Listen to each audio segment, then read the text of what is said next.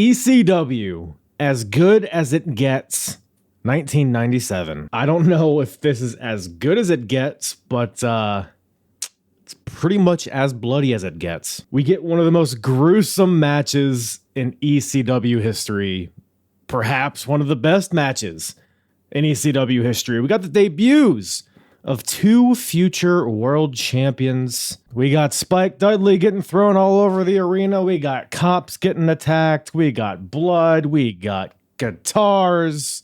A few concussions here and there. I mean, it's everything you could expect from an ECW event. So, put on your Eagles jersey, grab a cheesesteak. I don't know, man. Hey, it's the Apron Bump Podcast. It's the hardest. Talk around and disregard it. Strip you off the ground, show you what hard is. Standing strong and proud, nothing can knock this. Let's get started. What's up, everybody? What the heck is up, everybody? Welcome to the Apron Bump Podcast. I am your host, the hardest part of the ring, Kyle. How's everybody doing today? Pretty gloomy day here. I don't know why I did that accent. That was a weird choice.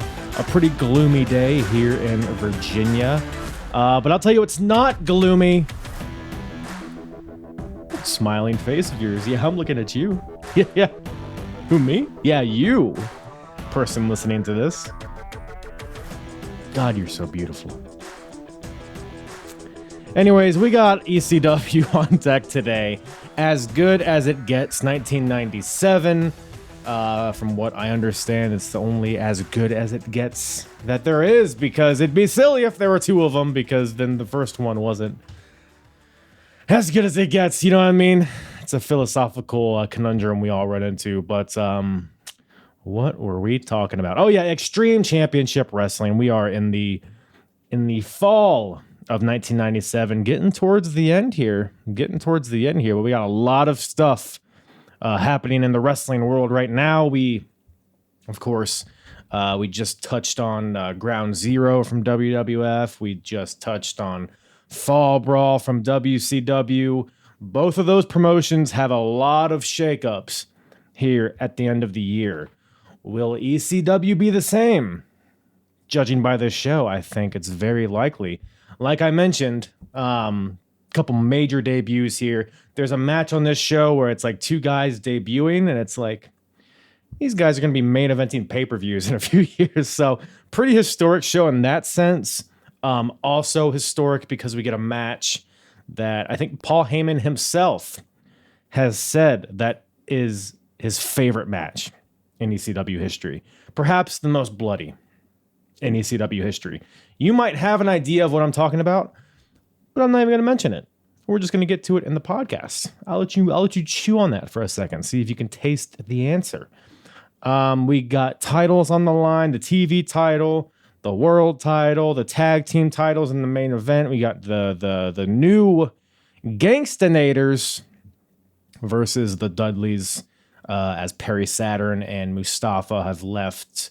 We have taken the two halves of those respective teams, slapped them together into the Gangstanators, and we get some fun stuff there in the main event. We also got Shane Douglas defending against Philip LaFawn. Yeah, I bet that's not the name you thought I was gonna say. It's a weird one. It was a weird one. TV title. Is it even a match?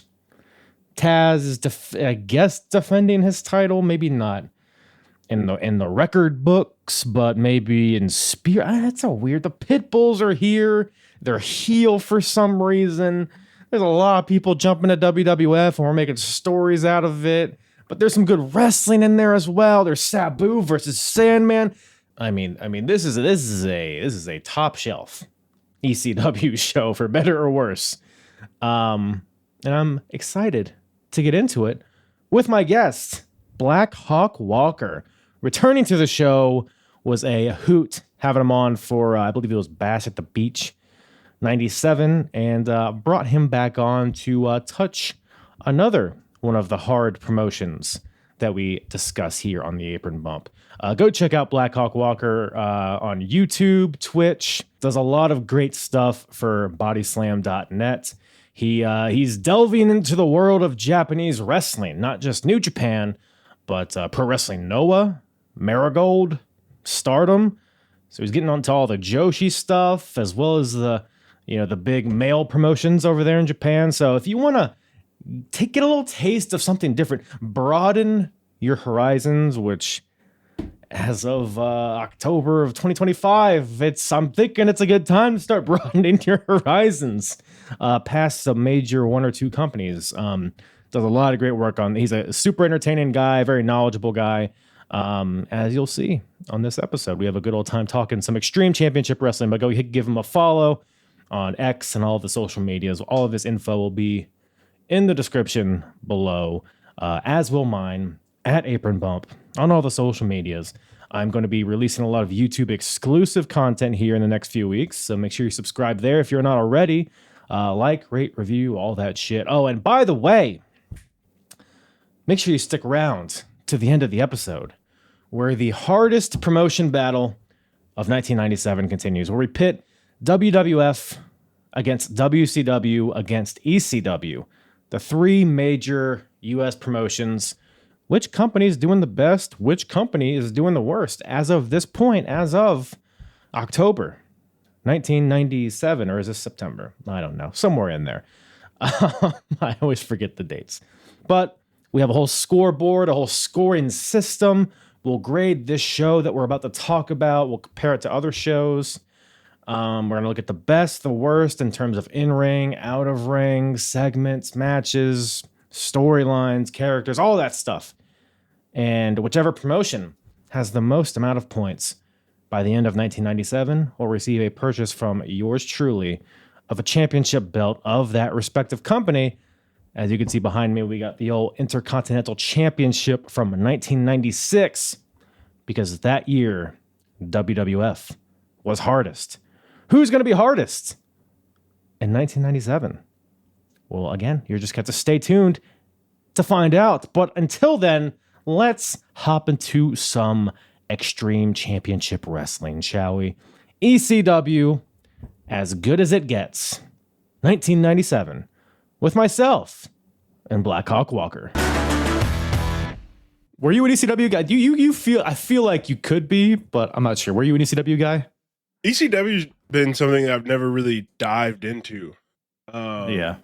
I watch events every now and then, but I've never just like marched my way through ECW. And it's something that I feel like I should do every time I watch something from ECW, and then I just don't have time.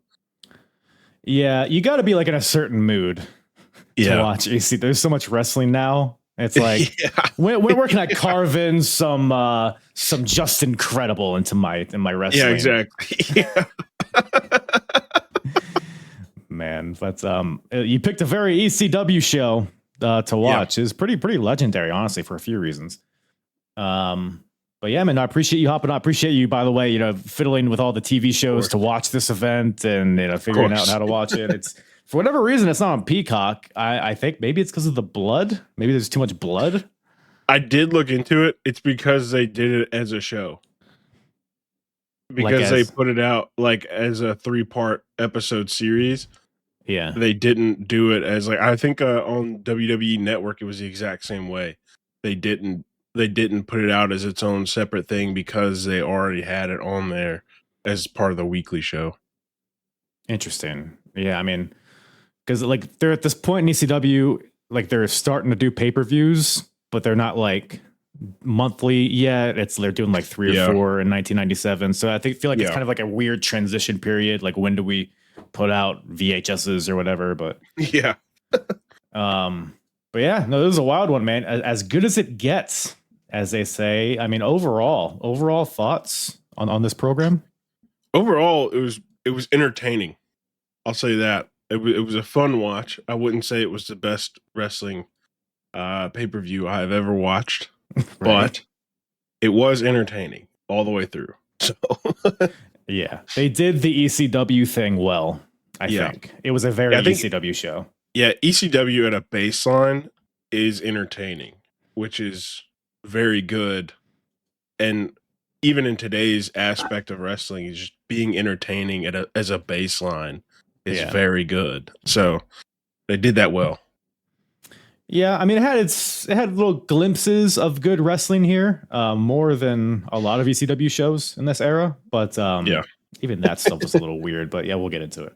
But this opening match is not one of those. We got the FBI team of Little Guido and Tracy Smothers against Axel Rotten and Balls Mahoney.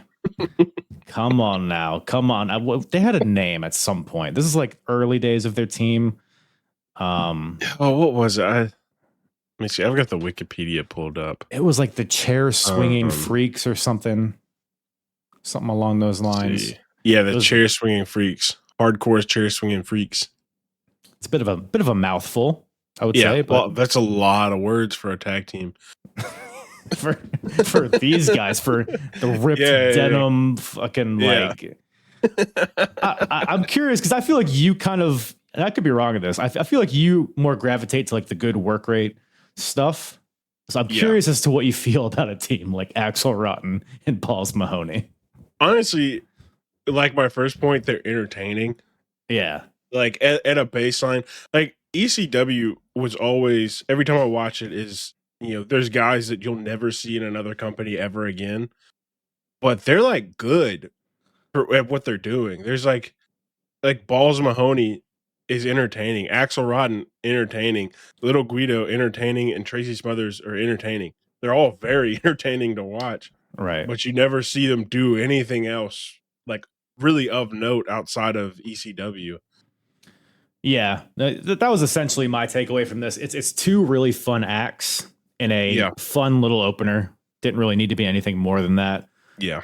The FBI, of course. I think FBI. Somebody on this card, it might have been later, is like, they can't point out Italy on a map. Like some good quips towards them. And then Axel and Balls, I mean, they're just all chairs, no breaks. I do love that about this like era of ECW. There's a lot of guys that are just all gas, no breaks. And that is one of my favorite aspects of wrestling. So I do enjoy that about ECW, is a lot of those guys are just going out there balls to the wall and just putting everything they got on the line.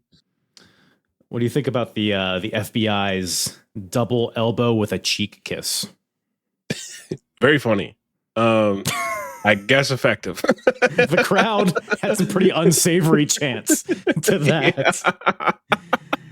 Oh man, one of many on the show. Oh man, but Balls gets the win for his team with the Nutcracker Suite, which is a pretty sweet looking little, I guess, Michinoku power slam type of deal. Yeah. But or does he though? Because whoever I think it was Guido he hit it on. Gets his foot on the ropes with the help of Tommy Rich out there with the FBI. Shout out Tommy Rich. Yeah. The wildfire Tommy Rich. That bastard. He, puts Guido's foot on the ropes. Referee sees it. It's like, oh, never mind. Restart the match. And then immediately Guido rolls up Balls for the win out of nowhere. So FBI gets the win. And nothing too crazy. Just a good opener. It was a quality opener. Pretty good opener. I thought the best part of this was not the match, but the ending with the ref. Jeff Jones, I think that's his name. Yes. Yeah, went into business for himself. So random. It caught me so off guard. What are you doing? When you watch it on Peacock, like out of order, it like makes a little, it like feels natural. But I could imagine this being the first match, it would feel really odd. To like for that to be happening in the first match, but I enjoyed that a lot. going into business and be like, "That's my decision. I'm the best referee," and then they all just beat him up. He's like, the Balls and Axel are like, "What the hell are you doing? You just restart the match. You can't do that." And like you said, he's like, "Hey, everybody makes mistakes. Even that fat guy in the front row." Like, what? Why? They just went 0 to 100 like in a second. Like, come on now. Yeah. because you don't see refs like doing anything nowadays, and so for him to just like flip that switch as soon as it like somebody came to him, Right. it was hilarious. It was great. And also, so this is when Todd Gordon left, or it's like very Yep. soon after. So there's no on-screen commissioner. So the ref's like, I'm the highest Yeah, authority. I am the law here. You have to do what I say. But then I make the rules here. what's his name? John Finnegan, I think, is I'm the senior official, and then he punches that ref, and then the ref, do my favorite part, the ref gets punched in the face. He still has the mic in his hand. He's like, oh, that hurt. Oh, Yeah. ow. Come on, man. This is a fucking cartoon, but There was a couple of times in the show that I was watching, and they were like cutting mics at some point, which was Yeah. hilarious because like people would still be talking into the mic, and I guess they just didn't know in the back, and they had already cut it, and so they're still like halfway through a promo, like Yeah, I think on the RVD, side of the ring. yeah. Yeah. That happened to RVD. Who else did that happen with? One of the pit bulls, maybe. Yes, yeah. That happened to I wouldn't blame them for cutting his mic, but that's a whole other thing. But yeah, Balls clocks the ref with the chair. That's what the crowd comes to see. So yeah. all's well that ends well. We get a big heel turn from the ref, I guess. I don't know. Yeah. But he weirdly comes back. You would think that, oh, he's done. But nope, he comes back with a tape head. I got a job to do. It's admirable, really. Yeah. Thank you for your service, Jeff Jones. But man, we got a big, actually two big debuts here. Joey Styles is in the ring. He welcomes everybody to the show. I guess that was the dark match of sorts. I don't know. Yeah. But then he introduces the sexiest man alive, Jason, coming out here. You familiar with Jason? I was not up until this point. Do you feel like your life is better now that you are familiar with Jason? Not really. I missed past me when I didn't know who this asshole was. I think he was a pretty big deal when it was like Eastern Championship Wrestling. So a few years ago, He definitely doesn't feel like an ECW like hardcore guy. No, too handsome. Yeah. But Joey Styles hates him, I guess. Yeah. In a very cartoonish way. He's like kicking his legs like, oh, I gotta interview this guy. Go zoinks. Jinkies.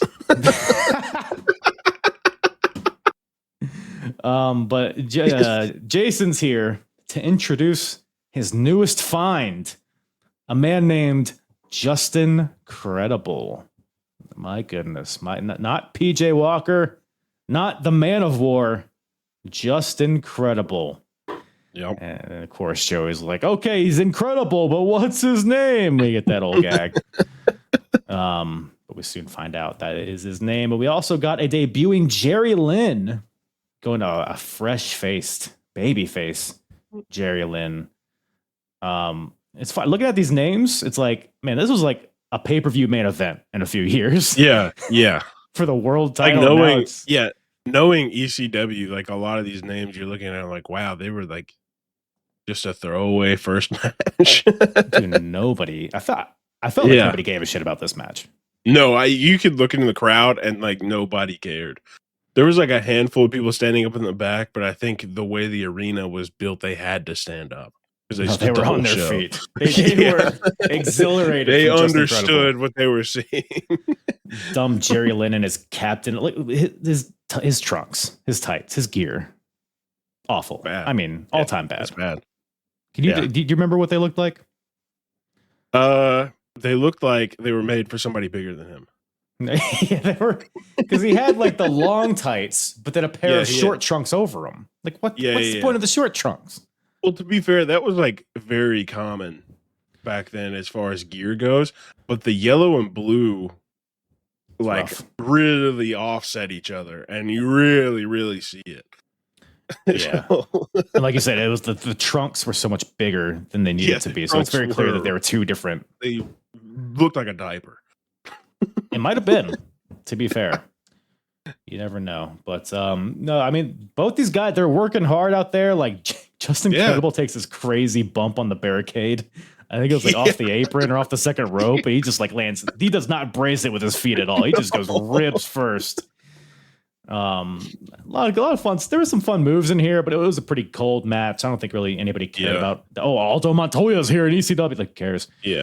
Nobody knew who Jerry Lynn was other than Mr. JL, but it's not like he was lighting the world on fire over there. But I don't know. What'd you think of this one? I thought it was pretty good. I mean, as far as like just incredible matches go. Not a big JC guy. His recent endeavors have kind of put me off of him. Yeah, I ordered his book. Oh, I was one of them. It's on the way. Yeah. Got lost in the mail. COVID. Yeah, maybe 2026. Yeah, when he learns how to read. Yeah.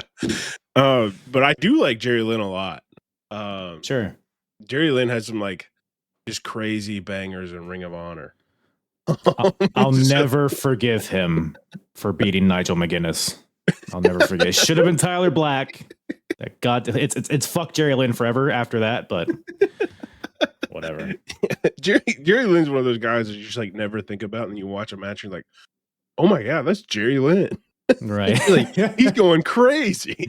Right. No, he's great, man. I mean, I want to hate him, but he's pretty good at the wrestling. So yeah.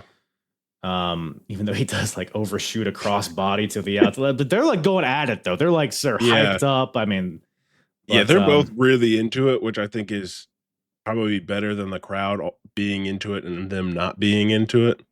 Sure. So yeah. I would rather have Justin Credible and Justin Lynn or Jerry Lynn be really, really into the match and the crowd be out of it than anything else.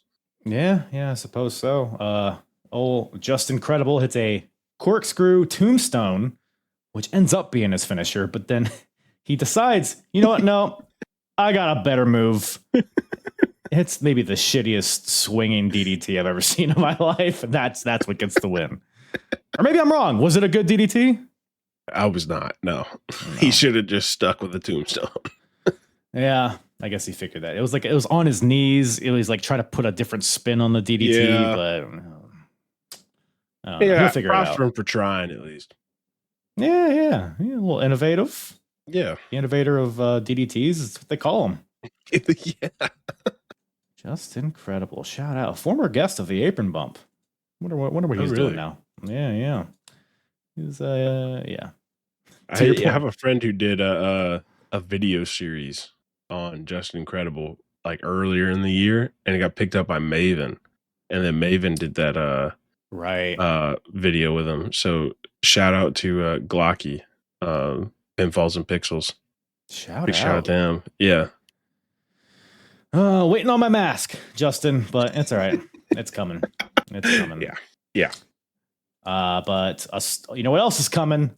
A Storm, Lance Storm. He's in this next match against Chris Candido. My note here: solid, forgettable, delightfully clunky. Is my thoughts on this one. What would you think about this little contest? I thought this was the best match of the night. Really? That's insane. Yeah. I mean, I get it, I guess, but I don't know. I really like Chris Candido and I like Lance Storm. Lance Storm should stay away from a microphone. He should never touch one. But I think he was something special in the ring, and he just never got the opportunity to show it properly. Yeah. Candido is great too, man. I mean, he's Oh yeah.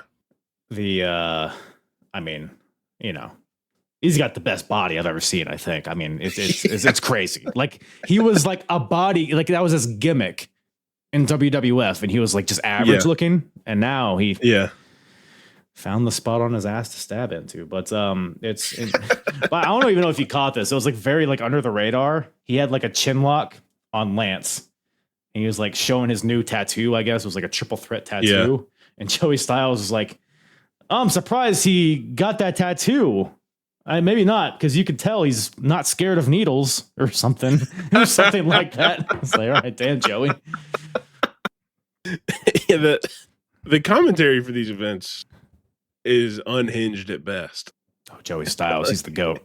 I will not. I will not have any Joey Styles slander on this program. I'm not slandering Joey Styles at all. I enjoy it. It's honestly, it's refreshing compared to some of the stuff we get today. Yeah, I mean, he gets it. He makes a point to tell the story and to call the moves. Feels like this should be standard, but sometimes it isn't. Throws in a couple jabs, you know. yeah. He's a funny guy. Big funny guy. Yeah. But Chris Candido wins with a blonde bombshell, which is, I mean, a crazy. I mean, if the thought of having to take a power bomb off the top rope like that is terrifying. Yeah, but it looks sick as hell. So good. But yeah, no, it was a very, it broke up the, chair shots and the blood with just some good wrestling. So it feels like ECW is finding their footing here. With their ECW always has like a random good wrestling match. Like I feel like on every show, there's just one that's just like, oh, I forgot they're doing like actual wrestling too. Right. That's what those ropes are for. Yeah. They're not all of these matches are going to have chair shots. Not all of them. Most of them, but not all of them. Majority of them. Including this next one, I think. We got Bam Bam Bigelow versus Spike Dudley. You sure this wasn't match of the night? Bam Bam is one of my favorite wrestlers of all time. Love it. This match went a little too quick for me. Well, you want to see a 60-minute match between Bam Bam Bigelow and Spike Dudley? I mean, maybe. Actually, you know what? Obviously. Yeah, I do. As I was coming out of my mouth, I was like, you know what? Actually, I think I do. Obviously. It was, so this is their third match. They are tied 1 apiece coming into this. Spike upset Bam Bam in their first match. Then Bam Bam was done playing around with him in the second one and just squashed him. But both matches, Spike Dudley got tossed, gorilla pressed into the crowd. Yep. And the match gets before the bell even rings. The crowd, the crowd was rabid for this match. Over here. They're all waiting for it. I think they built to it well. But what'd you think about this one? I thought it was fun. It's definitely fun for sure. Spike Dudley is honestly inspiring to watch because he stands up to one of the biggest wrestlers of all time, in the top 10 biggest wrestlers of all time, and stands 10 toes down to him. And even still gets shots in. Like, you see that on paper and you're just like, oh, Bam Bam's going to just squash him. But somehow Spike always seems to get something in. And it's always fun to watch to see what he can try to come up with to overwhelm somebody that's so much bigger than him. Right. Yeah, to the extent where they've had 3 matches and they've been able to kind of tell, that story throughout those matches. And like it's Bam Bam's like he's playing with him a little bit in the beginning. He's like, who wants it? Does this side want him? Does this side want him? He even picks him up at one point. He's like, nah, I'm not gonna throw him yet. Well, we're gonna do that later. Then Spike, it's like a drop kick to Bam Bam over the top rope through the table that's out there. It's like, oh shit, Spike's got a chance. Yep. Some chair shots off the top rope. But he's doing everything he can. He's trying. He's fighting a mountain. That mountain grabs him, tosses him into the crowd. And I think they wanted a little bit more crowd surfing. But the crowd tries. They catch Spike. They surf him a little bit, but then they put him down. He gets back in the ring. Bam Bam, top rope splash for the win. So Bam Bam squashes Spike once again, but the crowd wants one more. Bam Bam gives it to him, tosses him to the other side. It's just this is everything it needed to be. Yeah. Toss right into our living rooms. Spike is, he's got to be one of the best, like, I don't know what you call it, underdog. Underdog, yeah. One of the most fun guys to watch get beat up, I would say. It's also very interesting that, like, Spike Dudley's a very well-known name in American wrestling, and he is, like, I think, what is he, a financial advisor now? Yeah, he's something. He's done something at his desk. Yeah. He's got like a desk job now. It's like I've watched Spike Dudley now. You slap somebody in the face with a steel chair and push him through a table, and now he's just like doing taxes. Did he show up at that TNA match with the Dudleys and the Hardys? I think he might have popped in like during their entrance, or it was somewhere. Maybe it wasn't there. Maybe he might have popped up somewhere recently, but I don't think he's taking any bumps nowadays. Yeah, I think he's pretty much done. Because I mean, the bumps that we expect him to take, you can't just be out of wrestling for that long and just do it. Yeah, we expect Spike Dudley to take something that's death defying. Dude, yeah, he's far exceeded his bump card, I would say, but yeah, God bless him. Love me a Spike Dudley. Shout out Bam Bam too. He's the man. He's the man. Yeah, he works as a financial transition specialist. Man, I mean, probably get a lot less concussions doing that, I would guess. Yeah, 100%. Yeah, probably. But I don't know. Probably safe in the head up there. I would say so. But somebody that's not safe in the head is the ECW World Heavyweight Champion, Shane Douglas, defending against somebody. So they've been doing this thing on TV where, because Shane he's been aligned with Rick Rude, and Rude has been lining guys up to like challenge Shane Douglas to like keep Shane sharp. So Rick Rude brought in Al Snow, and they actually had a damn good match on TV. And he brought in like Axel Rotten, which was a less good match, but he brings in, because Rude isn't here. He's at this point, WWF is doing their London pay-per-view one night only. So Rick Rude is over there. He's working for WWF and ECW, I guess, at this point. Yeah. But it's the whole presentation of this is funny. So I guess the idea, it's Philip LaFon. So it's Shane Douglas defending the ECW title against Philip LaFon of the Can-Am Connection. Is that their name? I think so. They had a brief run in ECW. They had some pretty decent matches with RVD and Sabu, Philip LaFon and Doug Furness. But now we're bringing in Philip LaFon as a singles. I guess his partner is injured at this point. Yeah, he said something about a car wreck. Yeah, I guess he injured his shoulder, but he was throwing some. Yeah, he seemed fine. I feel like I would have rather seen Doug Furness in this match personally. But it's fun because they play Rick Rude's music to introduce Philip LaFon, and Philip LaFon, he's like the no nonsense wrestler, and he's just coming out to simply ravishing. Like it's just, it's something. But I'm curious. I'm not sure how I feel about this match. What did you think about this one? I thought it was pretty decent. From what I've seen from Phil LaFon, he's a pretty good wrestler. Yeah. Like I've seen some of his All Japan stuff. And he was really good at All Japan. Shane Douglas, I'm a lot less familiar with, but I thought this was fine. I thought the fallout afterwards was more interesting than the match itself, though. Yeah, it was. What was the fallout? Was it the?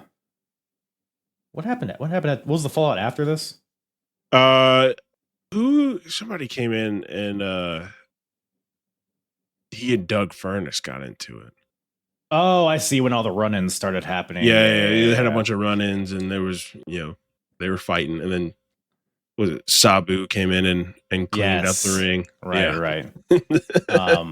But I mean, before that, the match it was fine. It was another kind of cold match. I feel like nobody really cared about Philip LaFon. Yeah. You don't go to ECW shows for classic wrestling matches. Yeah, I mean, they're not this style of to your point, like a Southern wrestling match. Yeah, I mean, Shane Douglas, he's a strong character. He's the best on the mic probably at this point. Yeah, his promo before this match was cracking me up because I watched it on Peacock. I don't know if it was uncensored anywhere else where you got it. Yeah, but on Peacock it was heavily censored. Oh, you should listen to the uncensored one. I do want to go find that later now that I'm thinking about it. But it was he, and you She's like, I was like, oh man, he is going in. It's like they don't make heels like this anymore. I'm trying to see if I took note of it was just like, fuck you, motherfuckers. Like it wasn't anything like particularly poignant, but it was. Yeah. Oh no, he mentioned he was like, Terry Funk's not here because he won the title off of Terry Funk. And when he said Terry Funk's not here, the crowd booed. And then Shane was like, fuck off. If Terry Funk was here, you'd be sucking his dick. You two-faced motherfuckers. That's pretty much what he said. That was pretty much the gist. Yeah, because I knew exactly what he said because he went when he was saying it. Just in case it wasn't clear.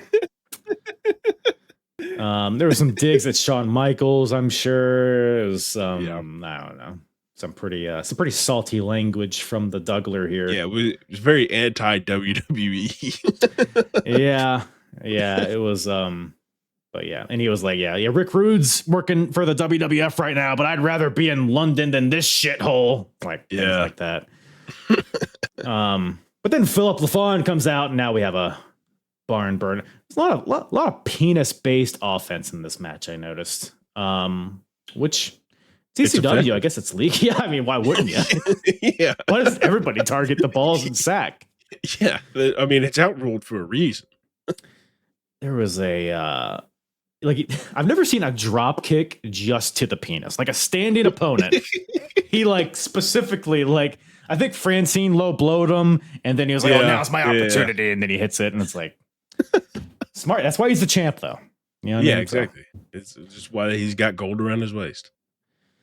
And Philip LaFawn, he makes a comeback eventually. It's a pretty nice spinning heel kick.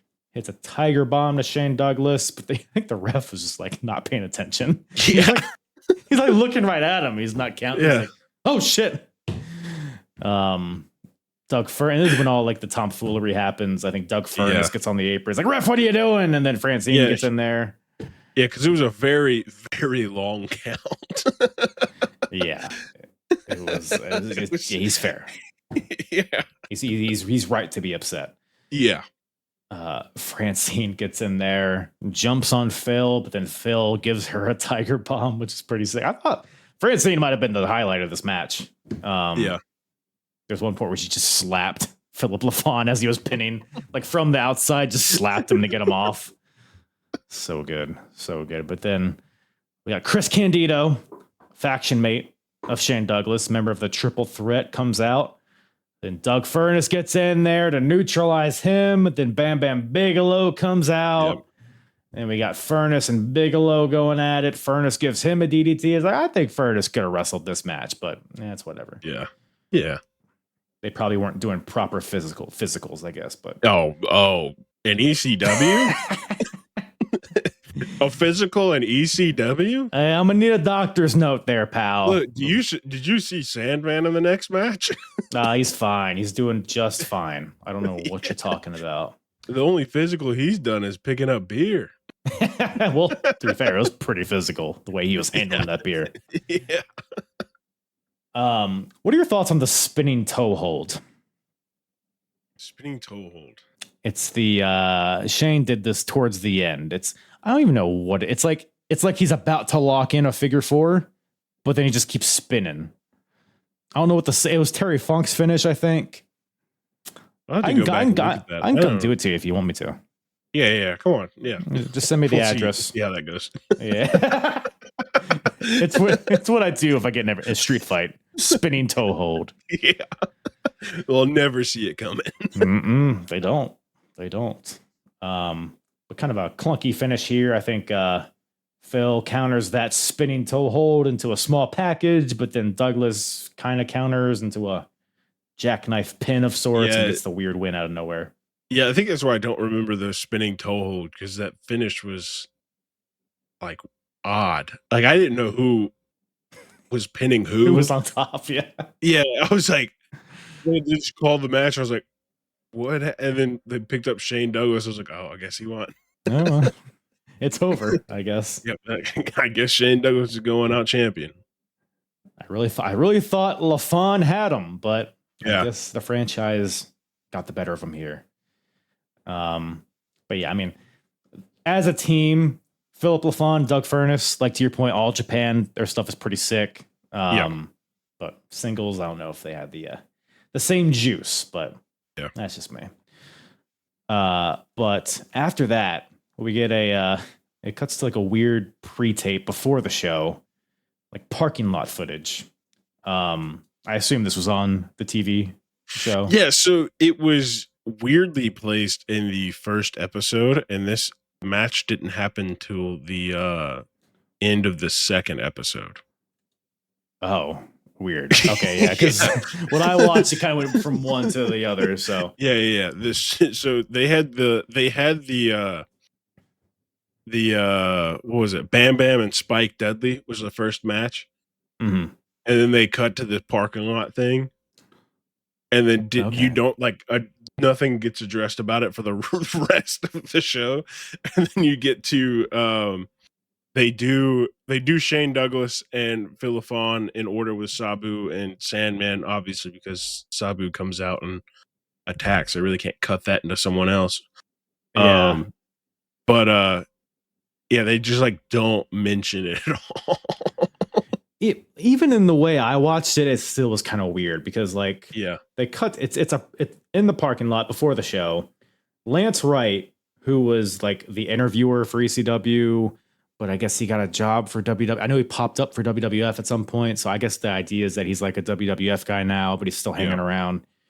And he's like talking shit to Taz in the parking lot, and Taz walks up to him, and Lance like doesn't sell that he's walking up to him, and I feel like Taz took umbrage to that and gave him a few potatoes. He's like roughs up Lance Wright in the parking lot and then walks away. And then it cuts to the match, I guess, if you want to call it that. The Pit Bulls. They haven't been around in ECW for a while. They just randomly showed back up as heels. They were like big time baby faces before this. Are you familiar with the whole Pitbull #1 breaking his neck and then having the halo around his head? And then Shane Douglas took the halo and like shook him. I think I've seen that video before. Yeah, it's one of like it's on like every like top ECW moment, whatever the hell. It was like the ultimate sympathetic, like this guy's legit broken neck, legitimately has a halo screwed into his skull. Shane Douglas takes it, shakes him, and then it's a whole thing. And then Pitbull #2, the bald one, is like, I'm gonna avenge my brother, and then he's like red hot for a little bit. He's like the Goldberg of ECW, just this big bumbling bald idiot, but he's fun to watch because he drops people on their heads. Like, oh, this is sick. He's breaking necks too. Hell yeah! Every company needs a big bald dumbass to get the crowd hype. But now they're just weirdly back. Now they're like with Lance Wright because I guess at this point they're in talks with WWF. They don't ever go there, to my knowledge, at least not like for a significant amount of time. I don't think so. Yeah, I didn't. I was like looking at them, trying to see if I recognize them at all because they like feel familiar, but I couldn't tell you if any of them actually ever wrestled for WWF. No, yeah, ECW was their main thing. I mean, they were big for a while, but this is kind of the end for them. Yeah. But yeah, so like they're out here, they're wheeling Lance Wright out on a wheelchair, and then Pitbull #1, the one with hair, he's like, he cuts this long-winded promo of like, we've been gone for 3 months and I haven't heard any Pitbull's chants. He says something about getting set up. I don't know really what I think that I looked it up. I was like, what did, Pitbull #1 mean when he said they got, and then there was no answers, nothing on the Wikipedia. I put it into Chat GPT, and Chat GPT said that he was referring to like, I don't know, the whole story with him getting injured and stuff was like humiliation and it made them look bad. So I don't really know what he was referencing. But I don't know. It's just he's talking shit. He's like, "Fuck you guys. You all are fat. Whatever." Yeah. Classic stuff. Classic ECW heel promo. Just take it out on the crowd. Yeah, I mean, there's a lot. Is there anything I missed that he said that was like worth noting? Not really. It was a lot of nothing. He just blowing air, wasting time. And let's see here. And then he says he broke his neck, and you people didn't send me any letters. I guess that's worth getting mad at. And then he calls Taz a paper champion, calls him a midget piece of shit, among other things. And he's like, I kicked Taz's ass in 1994. I was like, okay, maybe. He said that. I was like, okay, buddy, it's 97. When Taz had hair. Yeah. When Taz wore like an animal outfit. The Taz maniac. Yeah, you beat him. Good job. And he's like, yeah, we've been sitting by the pool with Vince McMahon. And it's like, yeah. I looked it up. They had like a shotgun Saturday night match and maybe like a dark match or two, but they never signed full time. I mean, a ton of people have had shotgun Saturday night matches. Yeah, you probably have at some point, right? Yeah, I did. Against Chris Candido. Oh, Skip? More of a Zip guy. But yeah, and they call out, well, they don't call out Taz. They call him a midget piece of shit, and he's a paper champion. So Taz comes out naturally, goes nose to nose with Pitbull Bald, and gets power bombed immediately. To call this a match, it was listed on Cage Match as a match, but I don't even know if the bell rang. It doesn't even show up on the Wikipedia as part of the actual card. So I wouldn't call it a match either. Because Taz, he gets power bombed, but then he just he chokes out Pitbull Bald right away. Pretty much. And it just breaks into chaos after that. There wasn't even really a referee in the ring. It just happened, and they were just like, "Oh, okay." And the whole locker room comes out. Yeah, I mean, chaos is, that's the way to describe this. Because first of all, Taz, when he lands right in the wheelchair, Taz goes out and fucking Spartan kicks him in the chest, knocks him back. Sensational. Breaks the wheelchair and then suplexes him through a table. Does so much. He sets up a table on the outside, suplexes him through it. And then he, at one point, I guess, shoves a fan. And it didn't feel like a big deal, but Joey Styles is like, "Oh, we don't need that kind of publicity." Yeah. And then these weird security guards with batons show up. Yeah. I guess they're cops, whatever. And they get in Taz's face. And then what do you do when a cop gets in your face? You throw a Fujiwara armbar on him, naturally. I feel like a taser maybe should have come into play. Yeah. It's like, please don't. If these are real cops, there's a lot they could have done to prevent that. What were the sticks they were holding? They had like coils on them. Are you familiar? They look like old school batons, like not like the fold out like metal ones that I think they carry now, but they look like wooden like clubs. That was like what a baton was. It was just like a wooden club, and it looks like it had been used frequently because the guy, I think the shorter guy, his just had like tape on it, and there was like blood on the tape. It's just like this looks like it had beat the hell out of somebody at some point. Damn. I was like, they probably got that out of the props in the back. Yeah, they are in Philly, so who knows? Yeah, it's probably used earlier that day, but yeah, it's wild. But yeah, Taz just arm bars this cop, and then nobody can get him off. And like you mentioned, the locker room empties, and it makes Taz look like a psychopath. I guess that's the goal here. It worked, I guess. It definitely works. But then Sabu comes out as he's being held back by the locker room.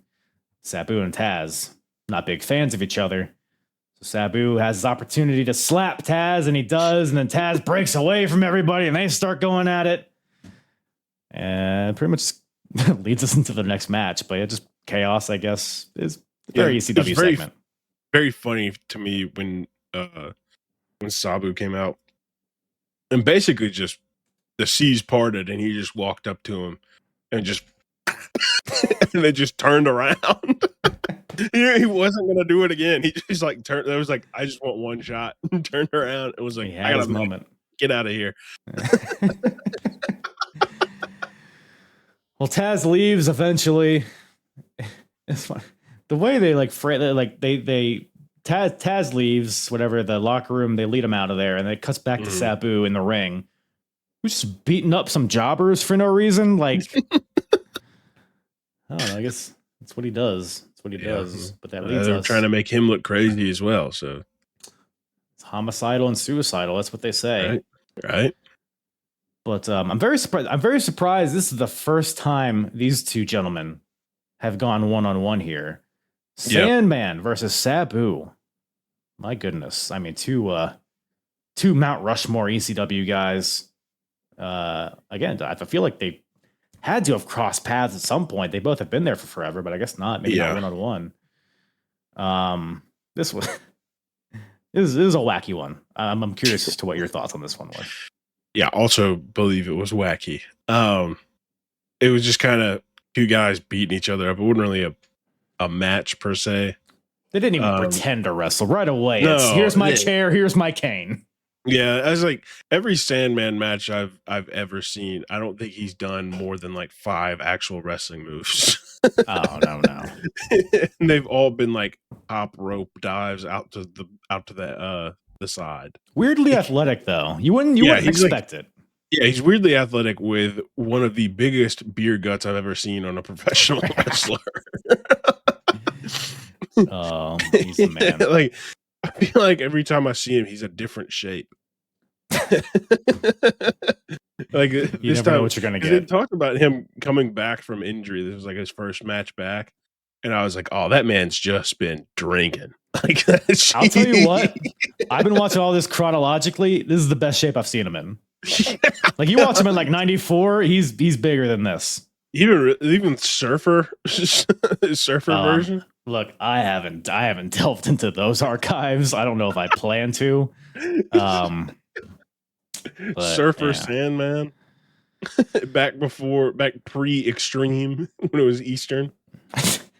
Maybe he did some wrestling then. Maybe he did some drop toe holds back in those days. I have watched a couple of those things because I have attempted to start watching it before, and I did start in the Eastern days. And he would like wrestle regular matches back then, and they weren't bad. And I feel like he was in pretty decent shape.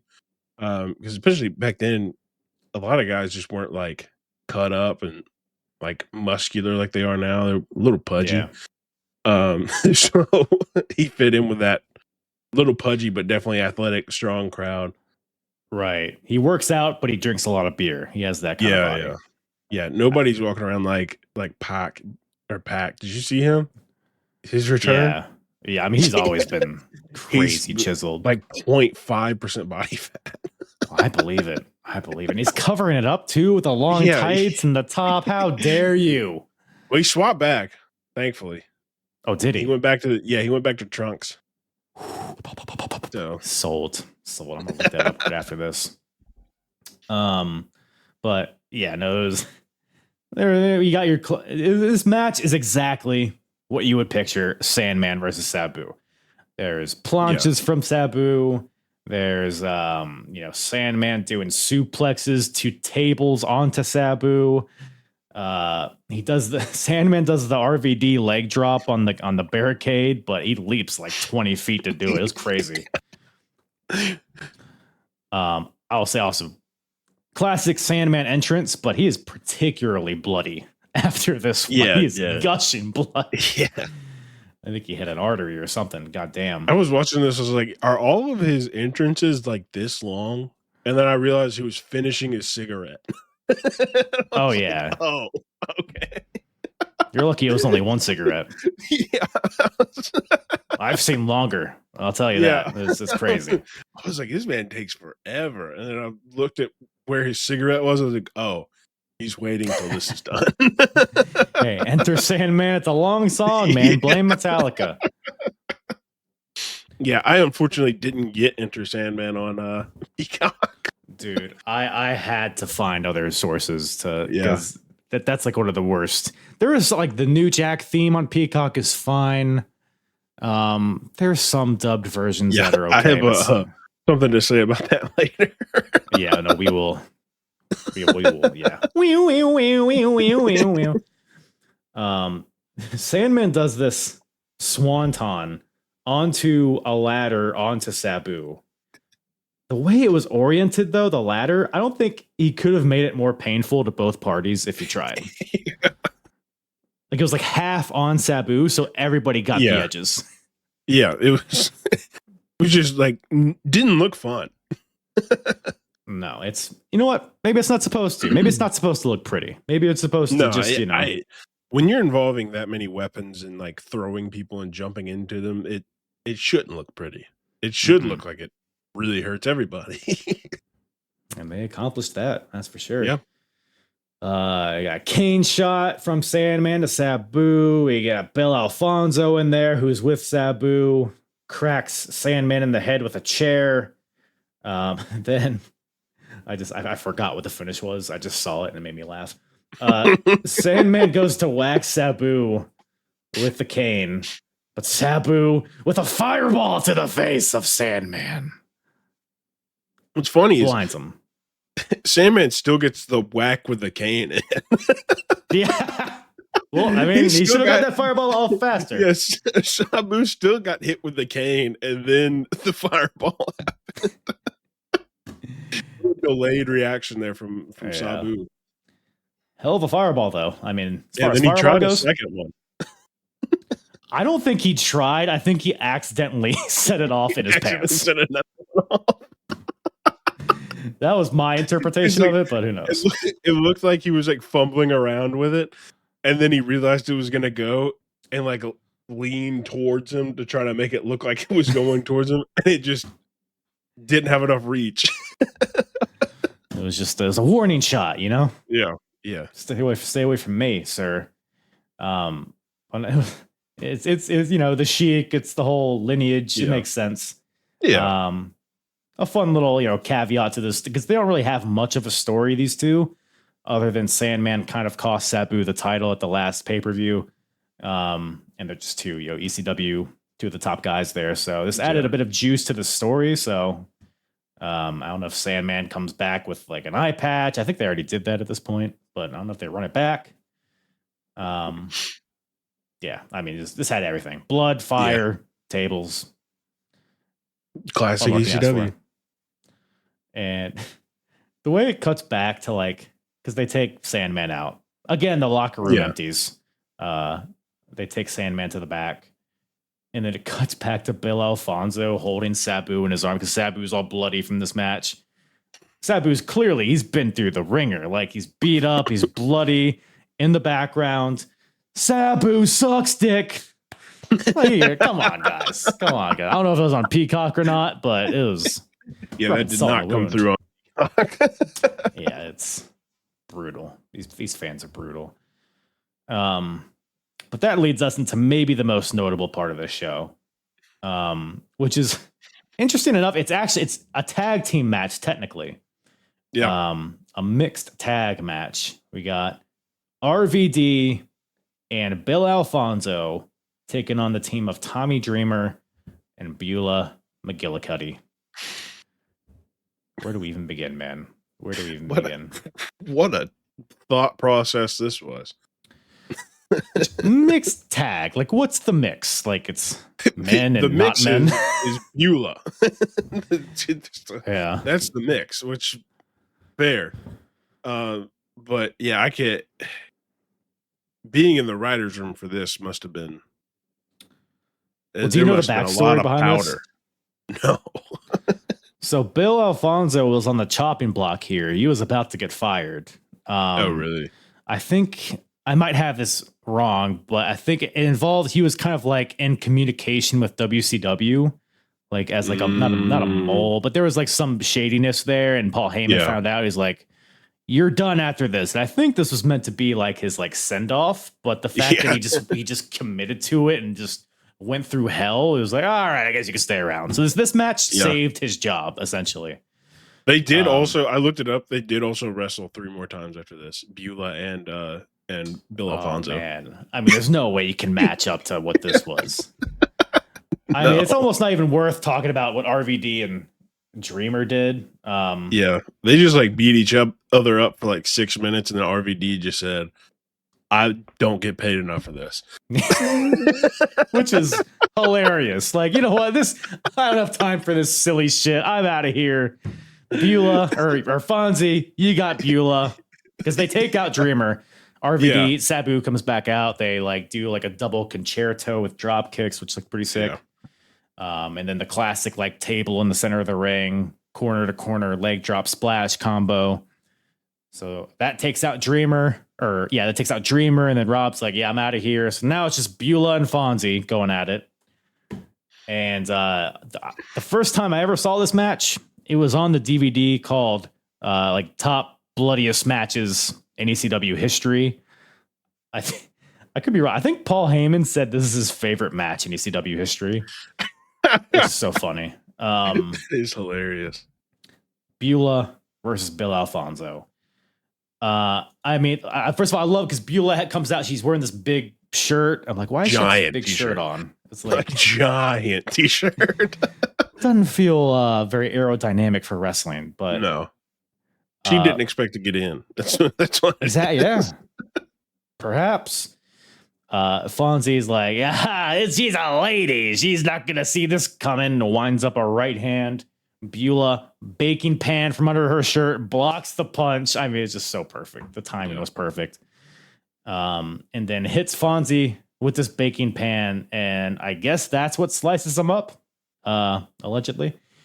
And ultimately, he like punches the baking pan, and then she gives him a shot with it. Right, like it was a solid shot. I was like, okay, Beulah, all right. Go off. I was like, I'm interested now. I'm intrigued. This is probably not going to go the way I think it does. Dude, I mean, Beulah she fit in. Like she looks like a wrestler out there more than a lot of guys on this show did. Yeah. But yeah, it slices up Bill Alfonso right away. And I mean, that's the story of this match. It's just the most blood you might ever see in a match is this. Yeah. I think the story is that he needed a blood transfusion after this match. Paul Heyman said that he lost a third of his blood, which feels like, I don't feel like that much. That feels like a lot. that feels like a lot for a man that walked out. There's a lot of blood in the body, but I don't know. I don't think I realized how much blood it was until it was over and like the ring was like stained, splattered everywhere. Like it was like, because like Beulah had it on her, and I was like, oh, whatever. She like, she was grabbing at his head like all over the place, like throwing him places.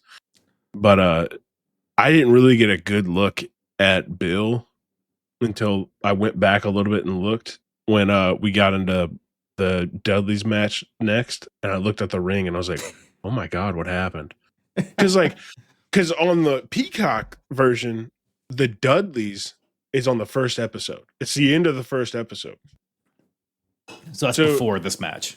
Yes, before, because the Beulah and Tommy match is one of the last matches that they show. Right. And so like watching the Dudleys and the Gangstanators, and I'm like, what the hell happened earlier? That like this ring is like destroyed. And I'm like, because I noticed it when New Jack throws his trash can in the ring, and I was like, unless there was just a pound of dirt in that trash can, somebody died. It's like that's a hell of a tease. Bled out in this ring. Yeah. Gotta see who caused all this blood. I was like, I know I'm out of order, but I don't understand. Like, I guess this is the last match of the night. I mean, I guess it's the most notable, so I guess it makes sense for it to be the main event. Yeah. But yeah, it's weird. Maybe it's just like a blood. Maybe it's the aesthetic of the mat. It's artistic. I was like, either they're using like a really old mat, and they haven't washed this one, which sounds very ECW, or somebody got cut up on this mat earlier.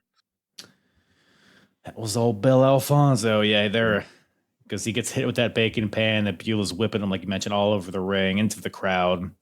There's even a spot where he gets whipped into the barricade. It feels like he goes head first into the ground. Like after. Oh yeah. He definitely oversold the barricade and went face first into the ground.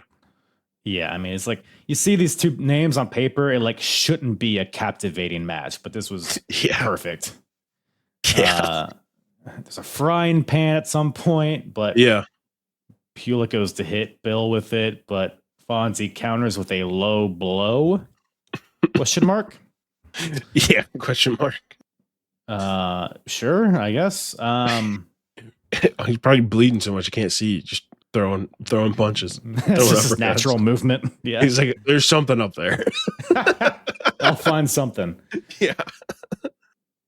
And Fonzie chokes Beulah with his whistle, which is great. But then Beulah counters that with the DDT. He's like, oh, there's actually some wrestling in this. I didn't expect that. Then I think it's Fonzie comes back at some point. He signals that he's going to go for a moonsault, which didn't see that happening. Can't even see out of his eyes, but Beulah crotches him on the top rope. We got a tree of woe situation, and she puts the chair in front of his face. Running drop kick, classic Tommy Dreamer stuff. But ultimately, Beulah ends up getting the win with a Hurricane Rana, of all things. Yeah, I mean, just by the end of the match, it's just the ring is more blood than blue or whatever. Yeah.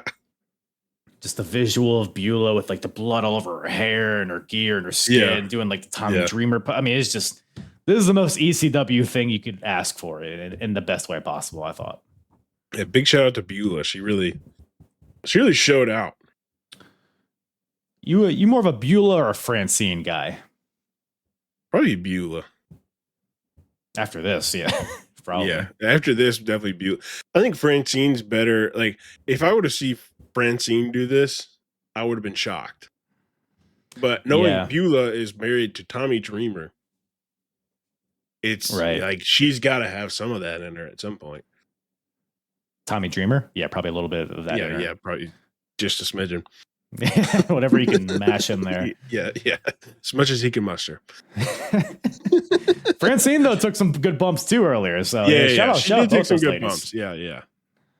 But yeah, just a wild scene. I think it's worth anybody watching if you have not. It's the ECW is it's hard to articulate with words sometimes. It's one of those things where you gotta experience it, the crowd, the reaction. 100% get it. Yeah, I get it.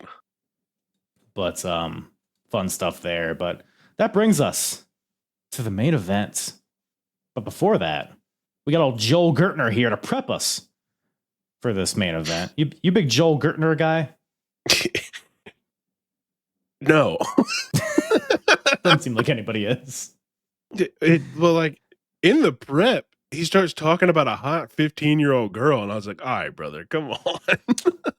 It's the time, It's Philadelphia. The rules are different, I think. Maybe. I guess. I don't know how things go over there, but wouldn't go well over here. Okay. Joel Gertner's here. He's got a black neck brace on with a bow tie around it, which is fantastic. I don't think I've ever seen his neck. I don't know if he has one. It's every time I see him, he's either got a neck brace on or a giant scarf. I don't even totally remember what hurt his neck. I don't remember what was the thing. I just assume it's insurance fraud. Sounds right. I mean, could be. He wore that for a few years. Yeah, I was I've seen him sparingly throughout the years, and he's always either in a neck brace or with a giant scarf. Right. And I'm either this guy just constantly breaks his neck, or he is definitely faking an injury. Or maybe he has a Nazi tattoo on his neck or something. Cover it up. It's he's either covering something up or he's scamming Progressive. Right. But he's also got a Cowboys jersey on. I don't know. I guess the Cowboys beat the Eagles recently. Maybe I'm guessing. Maybe. I don't remember the 1997 NFL season. Yeah, because it's like October. Yeah, So it's not even like the Super Bowl or playoffs. Yeah, I was literally 1 year old. You weren't following. Couldn't understand football at this point. But he's running down all the tag teams. The Pit Bulls were out here earlier, but they haven't been around in a while, so I guess they've lost their juice. And I didn't know if that was like a reference to steroids, or like, is that what the Pit Bulls were referencing earlier when they said they've been set up? I don't know. The Eliminator. So at this point in time, the Eliminators, who were a big tag team in ECW, Perry Saturn just left for WCW, and the Gangstas, Mustafa of the Gangstas left ECW as well. So both the top tag teams have lost half of their members.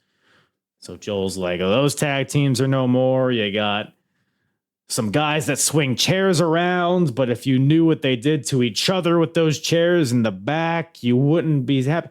What do you think they do with those chairs to each other in the back? It's got to do something with the hole. Would you put like the leg? I guess. I don't know. Call in if you have any fetishes on steel chairs. Yes. Please don't call me. Send all your mail.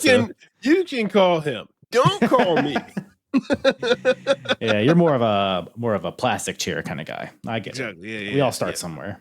Yeah, I don't want it to be. I want it to be here forever. I don't want it to be. Broken down by the earth. I want that to last. Right. Can't argue with that. It's comically drawn out. He's like talking shit on everybody else, and he's like, here's each Dudley that's in the ring. And it's the silence behind the violence, signed Guy Dudley. The one true mastodon of pro wrestling, Big Dick Dudley. And the Holy Terror, Devon Dudley, which is a pretty sick nickname. I don't know why I didn't stick with that. Yeah, that is pretty sick.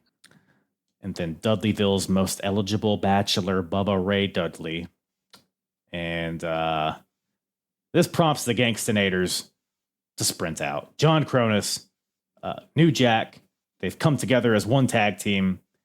And fans love them. Now, you watched this on Peacock. How was the soundtrack to this one?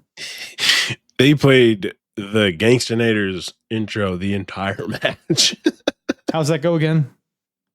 I don't know. It was just it felt like a generic, like East Coast rap beat. It reminds me, if it's the same one that I think it is, it reminds me of Mercedes Monet's Japan music. The wee wee wee wee wee wee wee wee wee. I feel like I don't know her music well enough to say it would remind me. I think she only used it a few times, and it was like a few years fair, ago. yeah. So it's a kind of a deep cut, but look it up, throw it on. But that's that was playing the entire time, and I just thought they just never started the match. Oh no, it's a classic New Jack thing. You got it. Even in the video game, I think that New Jack is in now. Like I think the music plays throughout the match if you use him, which is hilarious. That's funny. Also, funny note, before we really dive into the match, please. When they were introducing T-Von, and they said he was like 315 or something, and he got mad and told him he was 200 pounds. And they were like, he's a cruiserweight. Joey Styles had a barrel of laughs at that. That was hilarious. Because like Devon was just like, yeah. Slim, trim. Yeah, 200 pounds. Sure, Devon, sure. He would only get bulkier though, so enjoy it while it lasts, Devon. Yeah. But this is like, again, this is another match where it's like it's exactly what you would imagine it is. I mean, the weapons get thrown to the ring. And anything of note in this match? Anything in particular stick out to you? Honestly, there was just so much going on. It was like nothing that stuck out because it was just, like the music sticks out, but it was just like you're going from one thing over here to here, and you're just like, okay. Like at one point, it was just like they just said Devon was on a table near the entrance, and they were just like, "Okay, that's where he is." And then New Jack just jumps off the entrance, and you're, "Oh, we were just watching." We were just watching Ray Dudley and Cronus. Right. Then all of a sudden, They're both New Jack's bleeding. jumping off the top. Devon's over here too. Not just jumping. He like running start leaps off like the whatever the hell, the balcony through a table. He's a maniac, this New Jack. I mean, it's a fun match for sure. But yeah, it was just like wild from the beginning. And Cronus like is busted open within the first 5 seconds of this. Oh yeah, this match. No forks involved. Just busted open. Not that I saw. There is a guitar though. Yeah. Great guitar shot. Filled with smoke. Is that how guitars like? Do they explode into dust if you hit somebody with it? No. Okay, just New Jacks. Okay. Yeah, just New Jacks. I don't know where he got fentanyl in there. I mean, I support it. It was a fantastic visual. It feels very New Jack. Yeah, made sense. Cronus hits a 450 onto Devon, so we're getting a little wrestling sprinkled in there, I guess. Yeah. And then, that gets the win, right? Yeah, Cronus gets the win with the 450 onto D. It's very like, it felt like at no point in this match there wasn't like drama, there wasn't like false finishes. It was just like, oh, let's have fun, beat each other up, and then the match is over. Yeah, it was like destruction, and then he pinned him, and I was like, oh, the match started. And usually they'll play It's Natural Born Killers playing, and they'll play it like once, and then they'll like get into the match. Like then it's like near falls and whatever, and the heat and whatever. But this one, the song never stopped. I think. I don't know exactly how long this match. It wasn't super long. According to the Wikipedia page, it was 6 minutes and 16 seconds. Okay, so I think they barely played the song twice, if anything. And New Jack, Cronus, the Gangstanators, new champions, by the way, is for the tag team titles. So new champs here. Crowd loved. I mean, there was a crowd pleaser of a match. Oh, so. Yeah. Especially if you're an ECW fan of that day. This is like the golden goose of wrestling matches for you. The soundtrack too, like it's such a cool atmosphere, and it's almost like just good natured in a way. It's just like it's silly, it's fun. Nothing too, nothing too serious. Yeah. You don't really need to use your brain to enjoy it. We're experience it. You sit there, keep your eyes open, and watch stuff basically explode under human bodies. Catch some shrapnel. But in that version with the real music, the show ends like they win, they're celebrating, and the song ends with a gunshot, and it just like that's when the show ends. Like it was just so beautifully timed. That's cold. Yeah, that's pretty sick. Like they played the song exactly 2 times, and it was like douche thin. It was like I felt very satisfied. I was like, you know what? That was a damn good ECW show. One thing that I will mention on the Peacock version that I thought was an incredible edit. When Shane Douglas is out there cutting his promo, he says, at the end, he says, "Hit the music," and then they cut to the ECW intro video, and I was like, "That's old." I was like, "That's great," because I know that was not planned ahead of time. Somebody came in and was like, "This is perfect." That's not the version I want, but that's sick. That's sick. Yeah. Were there any because they generally don't show like the backstage promos during the show, like the long form shows? Were there any promos that they showed that stuck out to you? They didn't really show any on Peacock. It was pretty much just match to match to match, and then they would promote buying the full pay-per-view. Right. Pretty much all you got outside of they would do like a short recap of what happened already and do a preview for what's to come, plus an advertisement to buy the full thing. Gotcha. Yeah, they'll usually throw in like a Taz promo where he's the fucking towel while he's like, "Oh yeah, brother, I'm gonna choke you out," or like one of those deals. But yeah, no, I mean, overall, as good as it gets. I mean, if you had to throw a grade at this from 0 to 100, what do you think you would throw it at? 0 to 100. Grade school style. 72. That's kind of what I was thinking too. It was. It's passing, not great. Yeah, but it's good. it's good enough. It's something you can turn on and watch, and your life's not worse for it, but it's not better for it either.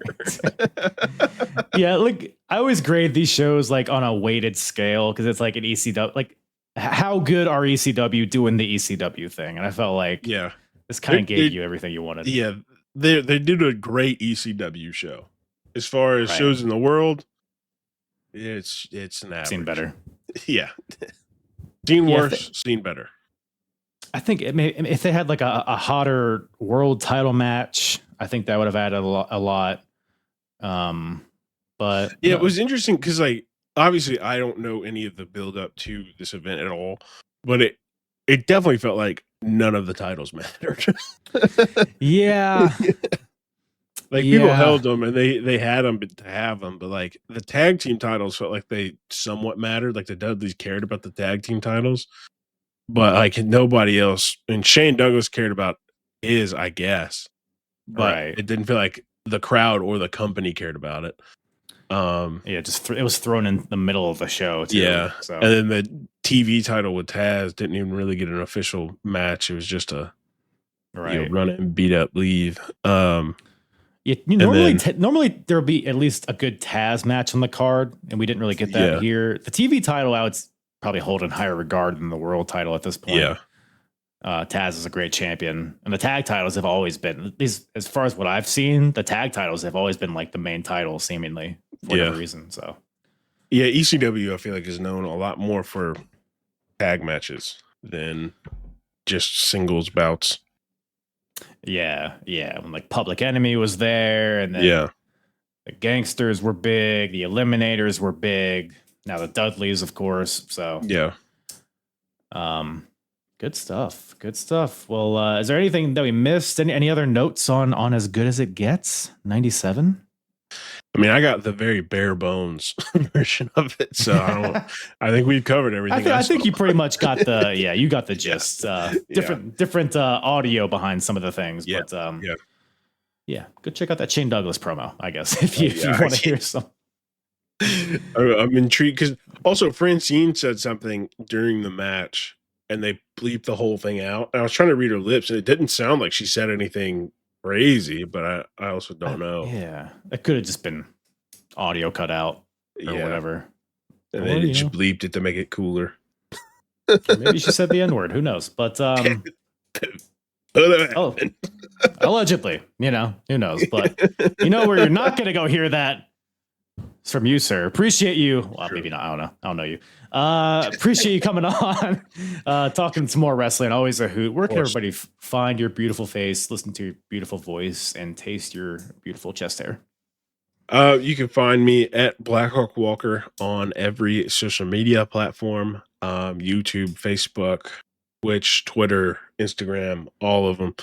I also have a weekly show with Body Slam on Fridays at 7 Eastern, called Tour of Japan. Me and Max, we cover New Japan, Noah, Marigold, and Stardom. So if you want to find me, you can find me at any of those places. Hell yeah. Is that kind of where you stick to nowadays, like Japanese wrestling? Yeah, pretty much. Not to get into the weeds of it, but I've kind of given up on WWE recently. Pretty much post WrestleMania.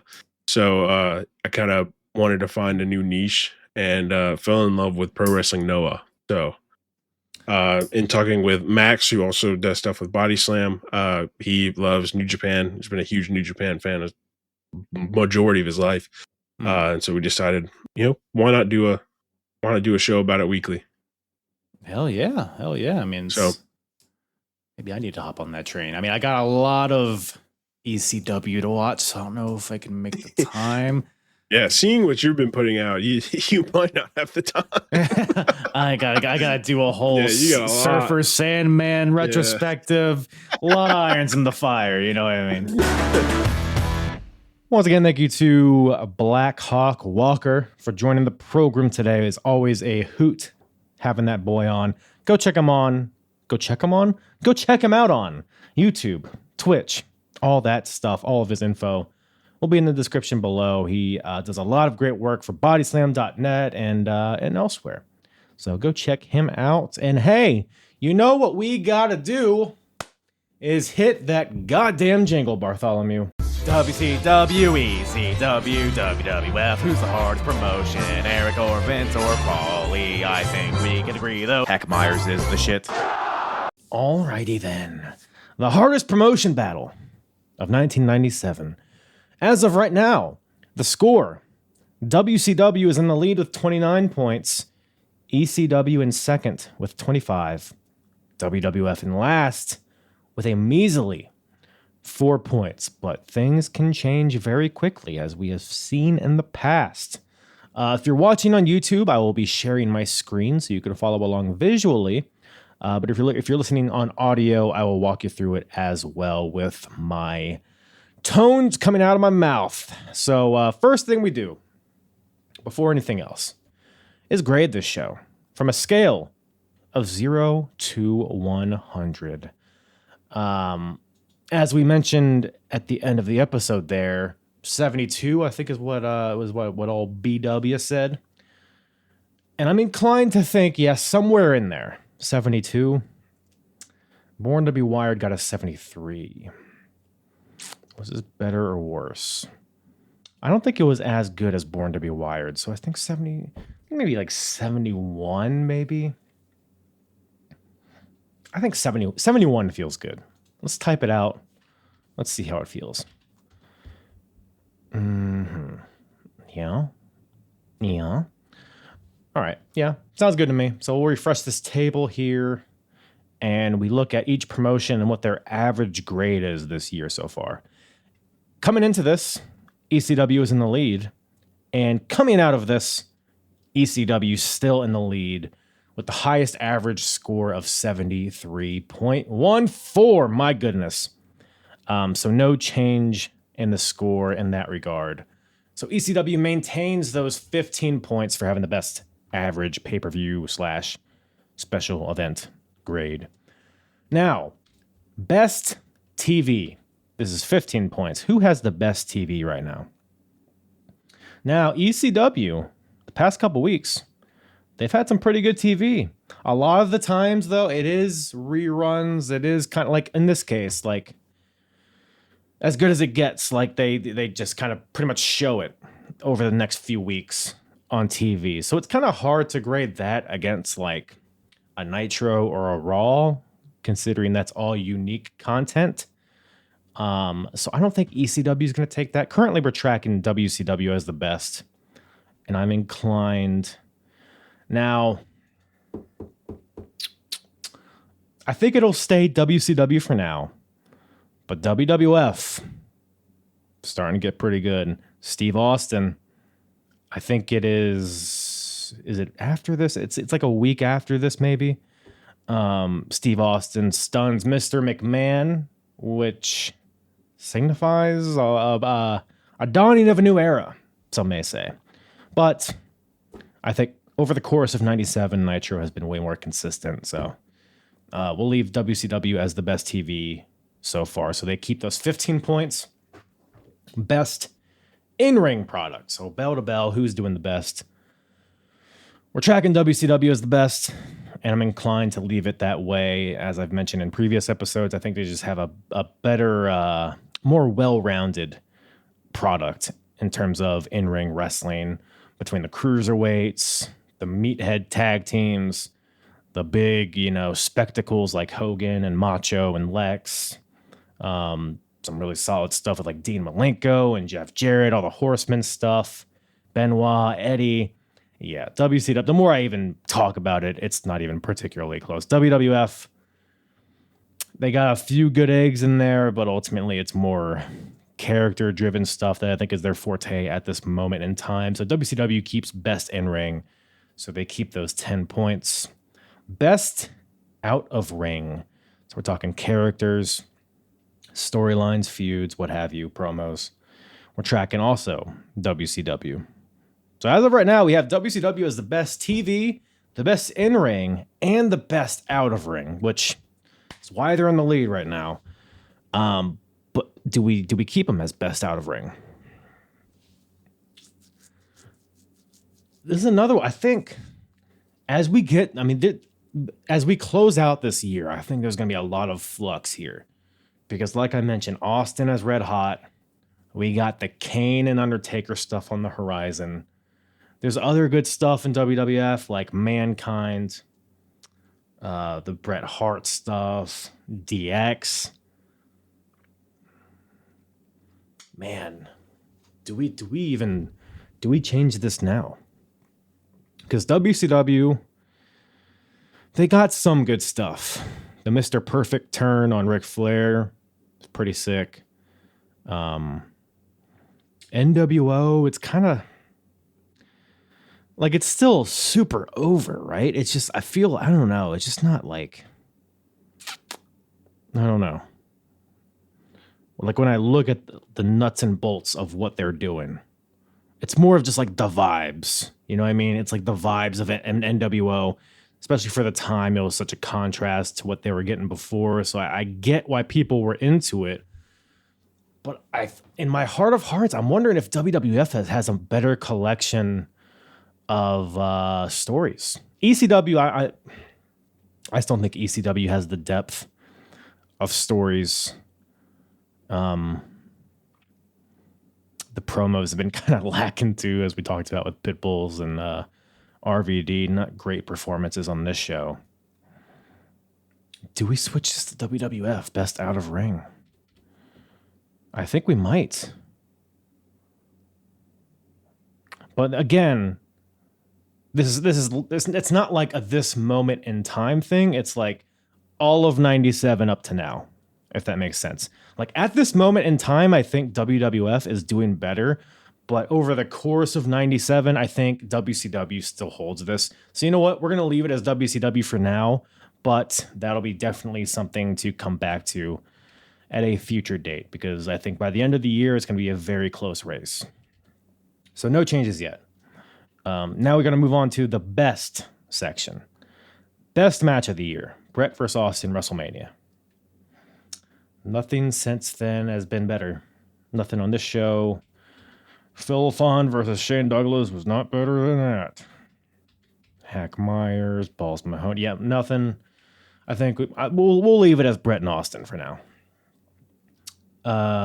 Wrestler of the year, Stone Cold Steve Austin. So this is in ring, out of ring, all that stuff. And again, I bring it back to, it's between Steve Austin, DDP, Taz. You could throw in like a Dean Malenko in there. You could throw Rey Mysterio in there. Well, no, not really. I don't know, maybe a Shane Douglas. I'm trying to conjure up other names, and it could be Taker. Taker's had a solid year. Shawn Michaels, Bret Hart. Lex Luger has been fine. I think Austin has just had a more consistent year, and the fact that he's still so hot while unable to wrestle, I think that just adds to it. That just adds to how sick he is. So we'll leave him here for now. Best character / storyline. Now, it gets a little blurry. Like, there's a best wrestler, and then there's a best character / storyline. The question is, can they be one and the same? Like, can I put Stone Cold here? I don't think I will. Taz is an idol right now, I will say. He's just kind of a champion, which is cool. But at a certain point, it's like, is he the best of the year? He's a badass. I love the presentation. It's very unique. I can't say he's had a lot of great matches, but that's not really what this is, right? It's character / storyline. What other stories are going on right now? We could do like the Horseman drama. You can can do? You can do, I guess, like Fonzie versus fucking Dreamer and whatever the hell. I don't know. It's all ECW's all a little muddy. There's not a lot of feuds or stories that are really sticking out to me from ECW. I think we're gonna leave this as Taz for now. Character / storyline. WWF though, it's again, we're like right on the precipice of a lot of wacky stuff from WWF. So again, I think Taz holds on to this for now, but I think he's losing grip. He's losing grip. He might not let go, but we'll see. We'll see. Best segment of the year, we are tracking Jerry Lawler's debut at WrestlePalooza.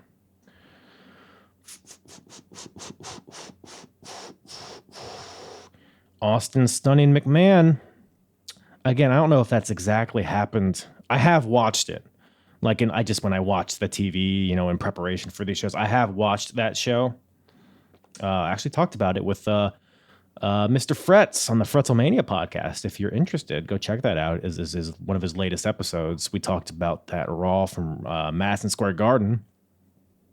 Crazy moment. Austin Stunning McMahon. Lawler debuting at WrestlePalooza. If you haven't listened to that episode, I highly suggest you do. WrestlePalooza 97. It was just so significant for so many reasons, and the crowd was so rabid. That was just a moment of wrestling hitting exactly as it's supposed to hit from an emotional perspective. So surreal too to see Jerry Lawler in the ECW arena. We'll leave it there. I think that still holds it. So no changes yet, but let's move on to the worst section. Worst match of the year. Undertaker versus Sid at WrestleMania 13. Yeah, I think so. Yeah. Yep, we're going to leave it there. Worst wrestler of the year, Prince Iaukea.